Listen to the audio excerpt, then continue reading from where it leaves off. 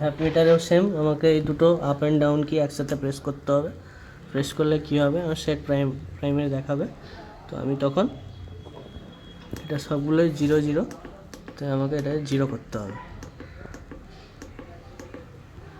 0। এবার আমি অ্যাকসেপ্ট করব সবগুলো, সেম ওই আপ কিউ প্রেস করে করে বেরিয়ে যাব। তাহলে আমার এসে গেলো প্রোগ্রামিং আসার পর আমাকে দেখতে হবে এটা 3 ফেজ 4 ওয়্যার আছে কিনা। তো 3 ফেজ 4 ওয়্যার আছে, আমার এখানে তাহলে চেঞ্জ করার কিছু নেই। সেকেন্ড হচ্ছে আমার পিটি প্রাইমারি আমার সেম ওইটার মতো 415 ভোল্ট, তাহলে সেম আমি ডাউন কিটা প্রেস করে বেরিয়ে যাব।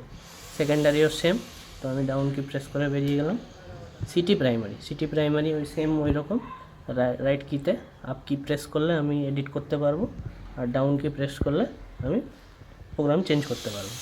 তো আমার সিটি প্রাইমারি অলরেডি দেওয়া আছে, আমি এটা চেঞ্জ করলাম না। সেকেন্ডারি 5 অ্যাম্পিয়ার অলরেডি সিলেক্ট করা আছে, তারপর আমি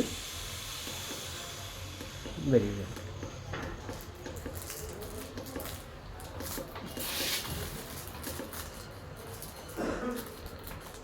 Save yes.